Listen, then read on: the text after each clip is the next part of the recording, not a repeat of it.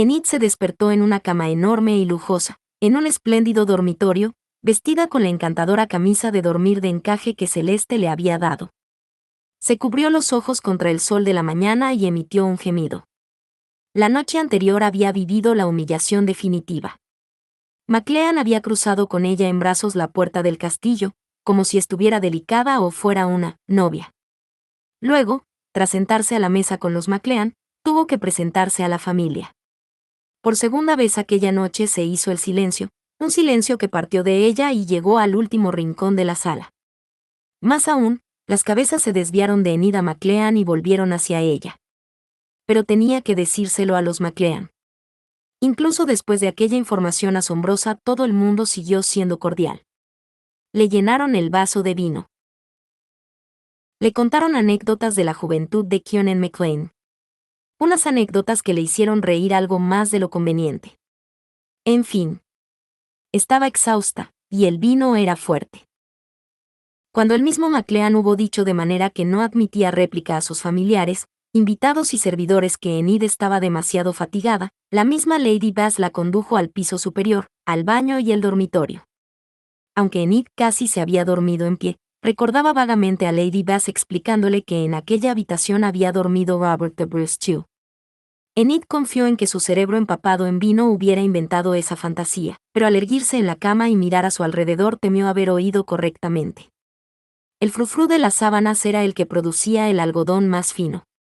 Los altos postes de la cama, el cabezal bellamente tallado, los paneles que cubrían las paredes hasta lo alto del respaldo de las sillas, todo era espléndido, de madera de cerezo pulimentada. La colcha, las colgaduras de la cama, el elevado dosel y los cortinajes eran de damasco verde oscuro. Incluso el alto techo, con sus nubes y rollizos querubines pintados, daba una sensación de realeza. Enid se preguntó cuándo podría abandonar aquel agujero del infierno y volver a su vida real. El pomo de plata de ley se movió con brusquedad, y Enid se llevó las ropas de cama a la barbilla.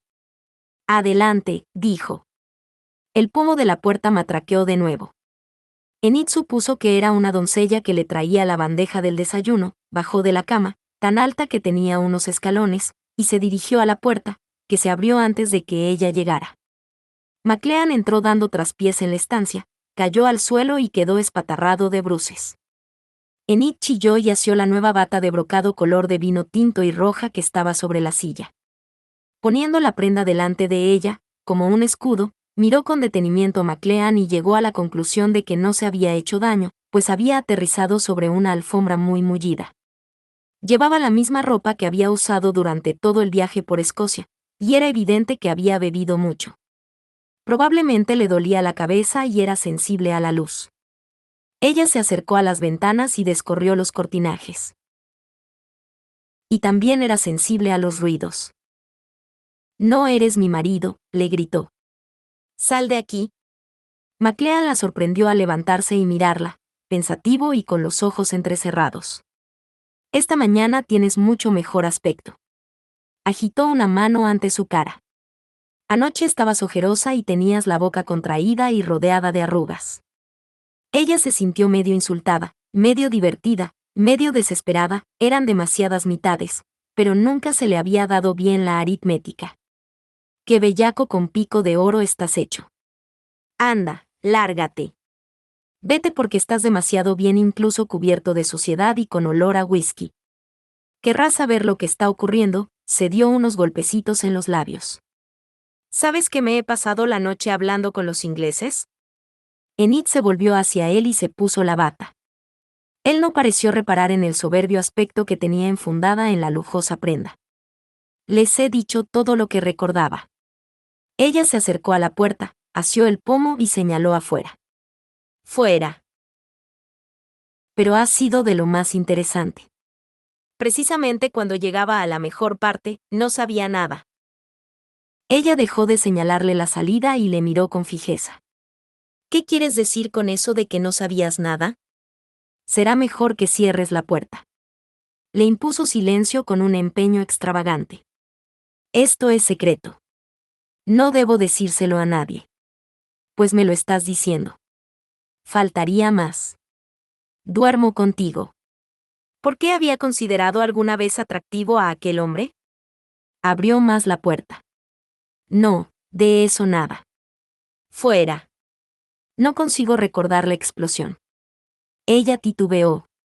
Echó un vistazo al pasillo para asegurarse de que nadie podía escucharles y volvió a mirar al hombre desaliñado que le decía tales cosas con toda naturalidad. ¿La explosión que mató a Steven? Él asintió. ¿Qué es lo que recuerdas? Recuerdo que fui a Escocia en busca de Steven, pues sospechaba que estaba con malas compañías. Eso era muy propio de él. Allí encontré a Throckmorton. Este me envió a Crimea, donde se encontraba Steven, y entonces McLean sacudió la cabeza, entristecido. Nada, no recuerdo nada. A ella no debería importarle. No debería preocuparse por la seguridad de McLean ni por aquella intriga, pero ella se había visto involucrada y sentía curiosidad. ¿Crees entonces que quien intentó matarte en Crimea trata de conseguirlo ahora? Desde luego. ¿Crees que te ha seguido hasta aquí? Es una enorme distancia. ¿Por qué no? Viajar en tren es fácil, y si él puede silenciarme antes de que pueda descubrirle, estará a salvo. McLean se dejó caer en una delicada silla con tal brusquedad que la madera produjo un crujido. Harry casi me abatió. ¿Qué? Ella desistió en su actitud y cerró de un portazo. ¿Cuándo? Ya conoces a Harry. Alto, moreno. McLean imitó un fruncimiento de ceño feroz. Siempre serio. Sé lo que quieres decir, y sospechaba desde hacía tiempo que él era el asesino. No, no, no. Él no. Llegó anoche mucho después que todos los demás, y tenía un fusil. McLean tosió como si le picara la garganta. Enid fue a la mesilla de noche, vertió agua en un vaso. Los hábitos arraigados no desaparecen con facilidad. ¿Por qué tenía Harry un fusil? Kingman y yo habíamos estado hablando del tiroteo. ¿Recuerdas los disparos de anoche? Ella deseaba sacudirle para que fuese al grano.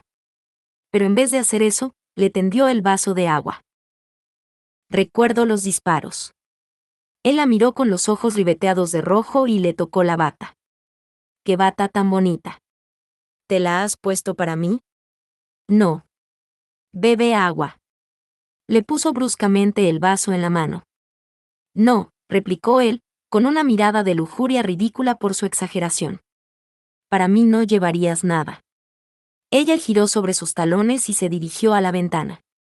Es una lástima que Harry no te alcanzara. McLean tuvo la audacia de parecer dolido. Qué crueldad la tuya. Si no eres amable conmigo, me marcharé. Permíteme que te abra la puerta. Rey de Escocia que, en el siglo XIV, encabezó una rebelión contra los ingleses. N de la T. Estás de broma. Se dejó caer en la silla. Harry estuvo buscando por las inmediaciones hasta que encontró el fusil, y estaba muy enfadado. Esta bata es bonita de veras. Hace que tu pelo parezca ondulante. Mi pelo es ondulante, replicó ella, pero se contuvo. ¿Por qué estaba Harry enfadado? Porque es un fusil inglés. McLean se llevó el vaso a los labios y bebió hasta apurarlo. Robado de la colección personal de Throckmorton y traído aquí solo para dispararlo contra ti. ¿Contra mí? Y también contra mí. Pero Harry no sabe quién fue el autor de los disparos. No. Aún no estaban a salvo. Sabemos más que antes, dedujo ella. Sabemos que es uno de los guardianes. Hoy se van a casa. Todos excepto Harry, Kingman y Jackson. ¿Jackson? Inquirió ella, sorprendida. ¿Permites que se quede el ayuda de cámara? Tiene unas referencias impecables de Lord y Lady Featherstone, y Kingman me asegura que Jackson es de fiar. McLean trató de parecer patético y simpático al mismo tiempo, y además me afeita muy bien. Enid contempló el rostro de McLean, las cicatrices, la suciedad, la barba descuidada. Sí, él no querría prescindir de Jackson por lo bien que manejaba la navaja de afeitar. Deberías pedirle que te afeite ahora. McLean agitó el vaso. ¿Podría tomar un poco más? Cuando ella se acercó, le asió los dedos. Llevas puesta una camisa de dormir de encaje. Estaba dormida cuando has llegado. Era falso, pero a ella no le importaba. Lo he visto antes de que la cubrieras con esta fea. La camisa de dormir es bonita. La atrajo hacia sí. Si ella no se hubiera resistido, él la habría sentado en su regazo. Impulsada por el enojo que le causaba el hecho de que él la considerase tan fácil, así como el pánico, porque quería hacerlo, le dijo, no te gusto, ¿recuerdas? Soy la esposa mercenaria de Steven. Mercenaria. Él frunció el ceño, pero no le soltó la mano. Pero no como mi madre. ¿Tu madre? ¿Lady Bass? ¿Mercenaria? Ella y yo hablamos de esto anoche. Cree que debería casarme contigo. Enid no sabía qué pensar ni cómo reaccionar. Se equivoca. Jamás nos casaremos. No eres lo bastante juicioso para proponérmelo. Yo no estoy tan desesperada como para aceptar. ¿Por qué crees que tu madre es una mercenaria? A McLean se le contrajo el rostro como si experimentara una punzada de dolor. Fue una buena madre para mí cuando era un muchacho. Entonces traicionó la memoria de mi padre. Por dinero. Si McLean no estuviera bebido, nunca habría hablado con tanta franqueza. Pero estaba bebido, y Enid había tropezado con el motivo de que la despreciara tanto. Titubeó, pues sabía que fisgar en la vida de Lady Bass era algo despreciable, pero la curiosidad venció a sus reservas. ¿Qué hizo tu madre? No hacía 2 meses que habíamos enterrado a mi padre cuando fue a Edimburgo y se relacionó con un mercader.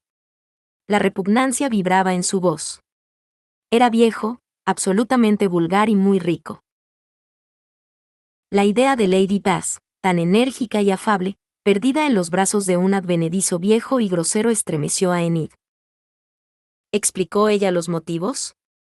Mi madre nunca daba a nadie explicaciones de lo que hacía, y desde luego no se las daba a un hijo de 15 años que se había quedado a cargo de su llorosa hermana de 11. Dios mío. Mi madre y su marido se fueron a Londres, y ella le facilitó su entrada en la alta sociedad. La gente se reía de ella.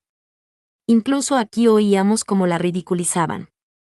McLean se miró las manos entrelazadas, mi hermana y yo nos quedamos aquí, echándola de menos. Yo me hice cargo de la finca y Elizabeth cuidaba de la casa.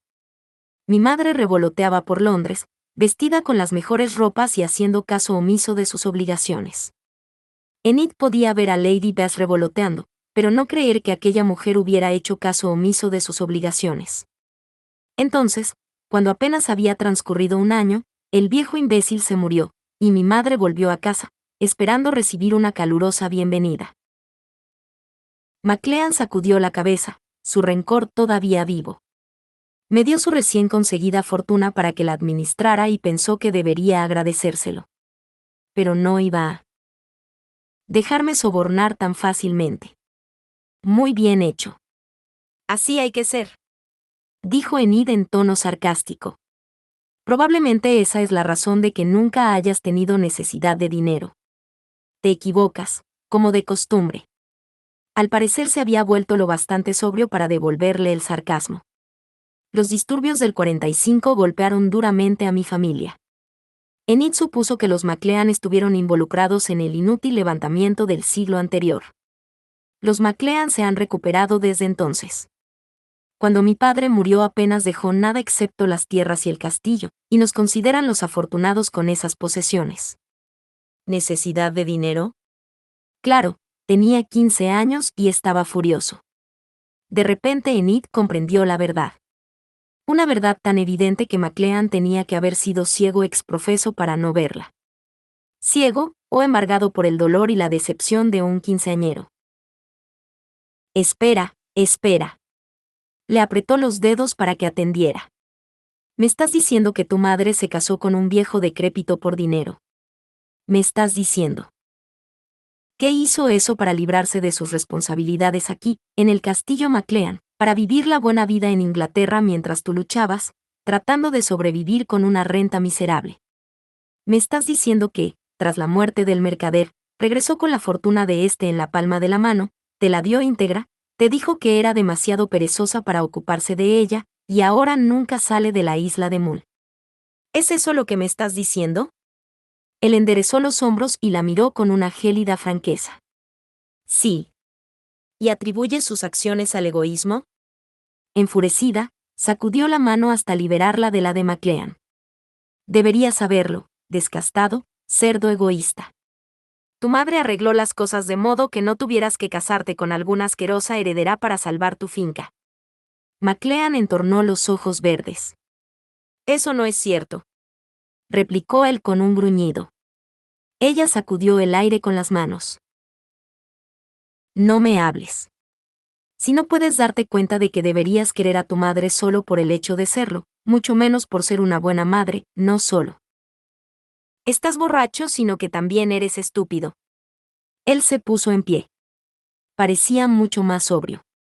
Nadie más piensa como tú. ¿Es eso lo que influye en ti? ¿Lo que piensen los demás? Inet se le acercó y agitó un dedo ante su cara. Puedo asegurarte que todo el mundo sabe lo que hizo tu madre. Pregúntale a Donaldina lo que piensa. John O'Dana fue el aya de mi madre, replicó él, como si eso lo explicara todo. Muy bien. Pregúntaselo a los hombres. Enid hizo un amplio gesto. Graeme se queja de ella. Pregúntale a Graeme lo que piensa de tu madre. Ella le zurce la ropa. El chico le tiene afecto. Ahora McLean iba a tientas, incapaz de enfrentarse a la verdad. A Enid no le importaba. Quería justicia para Lady Bass, y necesitaba que McLean admitiera la verdad por sí mismo, y por ella.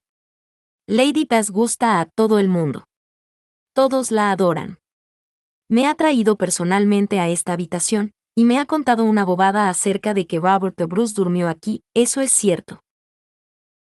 Y lloré hasta dormirme porque nunca he tenido una madre como la tuya, y te quejas de que se vendió para salvarte de la esclavitud conyugal.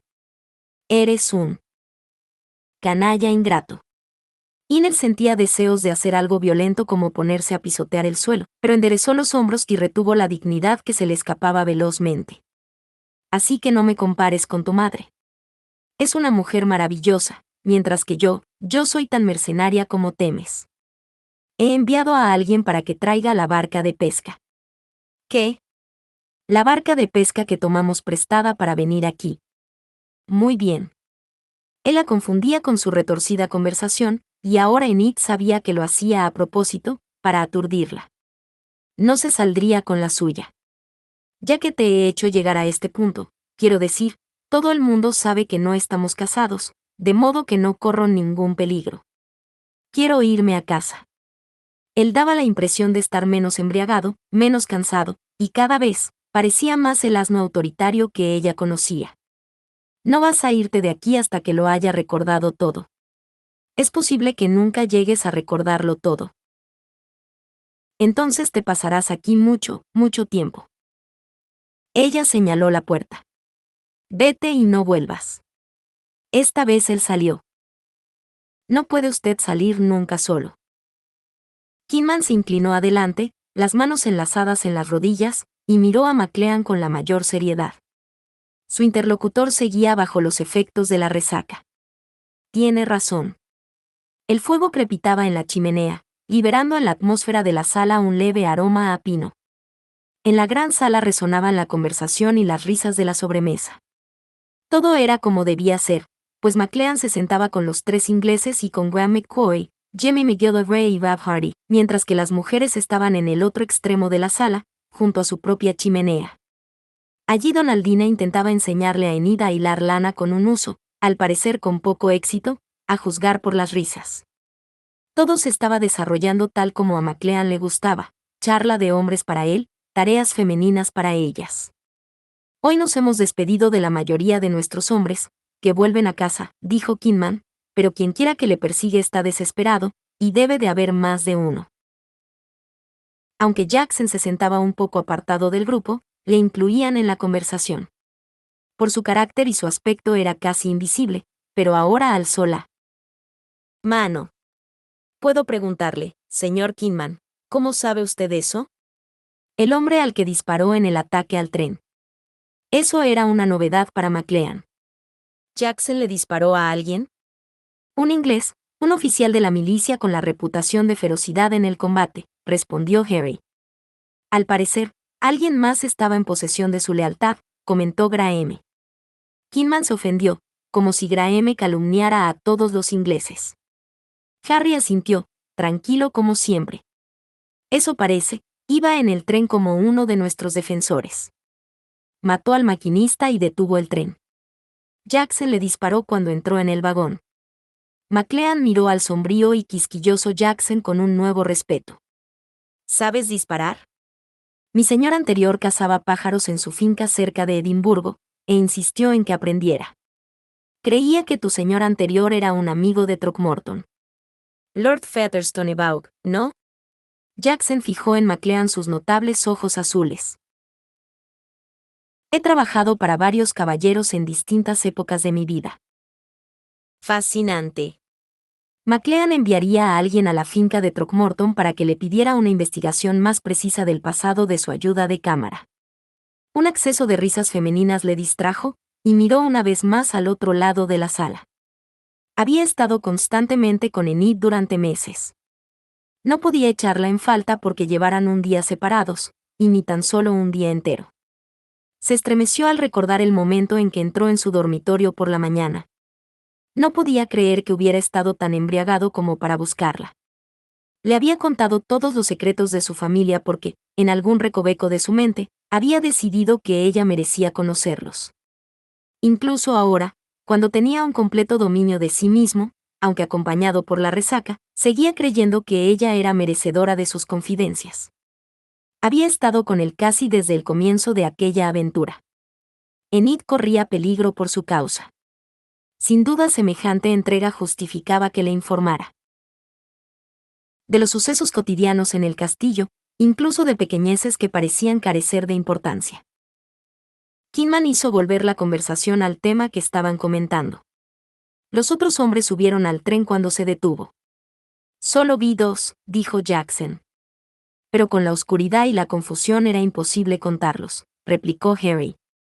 Sé que otro por lo menos entró en el vagón de McLean, probablemente poco después de que él escapara. Kingman asió el brazo de McLean para que volviera a prestarle atención. Así que ya ve, McLean, sabemos que alguien volverá a por usted. Alguien intentará de nuevo matarle. Alguien le tenderá una emboscada. Los hombres se miraron unos a otros con los ojos entrecerrados y la determinación que los soldados muestran antes de la batalla. Le conozco a usted, McLean, le dijo Kingman con vehemencia. Sé que se resiste a las limitaciones, pero debe comprender que son necesarias. Absolutamente necesarias, replicó McLean. No podía entrar a hurtadillas en el dormitorio de Enid para conversar con ella, porque aquella mañana se las había ingeniado para que ella le echara. Natural. Todavía no estaban casados. Ella no conocía aún sus intenciones, y había dejado claro que no aceptaría que la cortejara. No tenía ningún derecho a entrar en su dormitorio, pero quería ganarse ese derecho. Por desgracia, su madre estaba en lo cierto.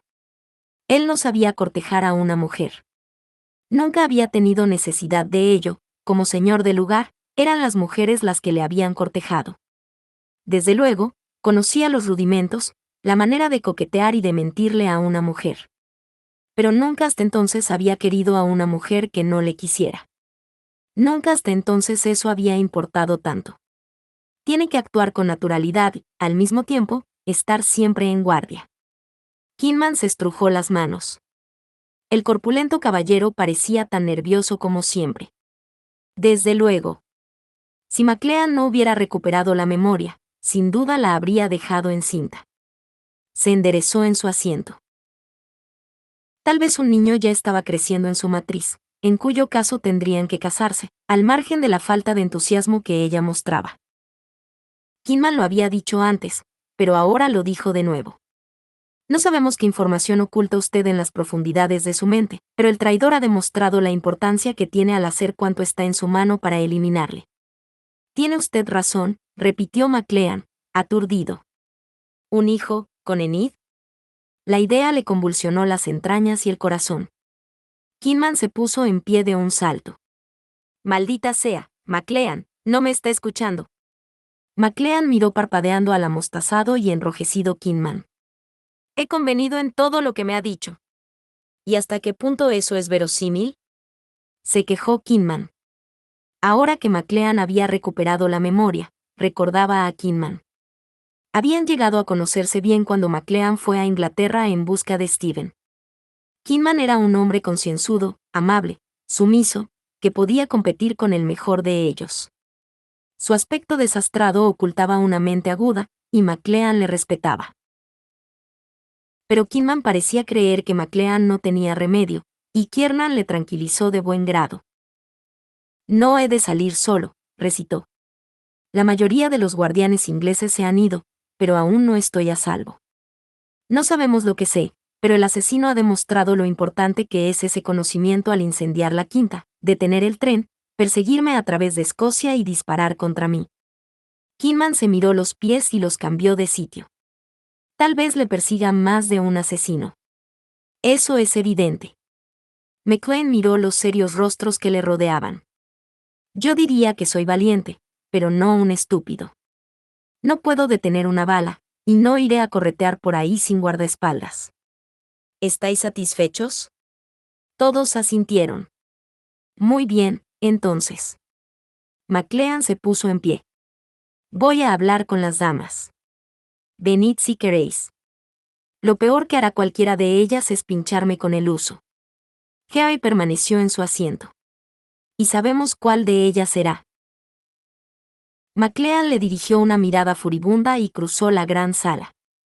Los hombres le siguieron, no para protegerle, como él sabía bien, sino por la diversión de ver al señor del clan McLean reunirse con las damas. Todos excepto Harry, que se quedó donde estaba y contempló el fuego. Cuando McLean hubo cruzado la sala, las sirvientas se dieron ligeros codazos unas a otras y sonrieron, mientras la madre barajaba sus muy mañoseados naipes. Él casi se detuvo para tocarle el hombro. Enid no podía estar en lo cierto con respecto a Lady Bass. Su madre vestía de una manera lamentable. Fumaba demasiado, bebía en exceso, jugaba a las cartas. No podía haberse sacrificado por él y la finca. Era imposible que él hubiera sido tan duro de mollera para que se le pasara por alto la abnegación de aquella mujer. Madre. Ella alzó la vista. Dime, hijo. Él miró a su alrededor y vio que todo el mundo le estaba mirando. Allí no podía interrogarla. Nada, le dijo. No es el momento. Llegó ante Enid y se preguntó qué debería decirle. Difícilmente podía preguntarle si había tenido la regla. Así pues, contempló su cabeza inclinada y observó. Como la luz de las velas parpadeaba en las oscuras ondulaciones de su cabello con peinado alto, como los mechones se deslizaban por su esbelto cuello, la manera en que el vestido nuevo que Celeste le diera se ceñía sus curvas. Enid era hermosa. Él la quería. Su cuerpo y su instinto identificaban a su dulce y perfecta pareja. La dulce y perfecta pareja alzó la vista y le dijo bruscamente, vete o siéntate. Me estás quitando la luz.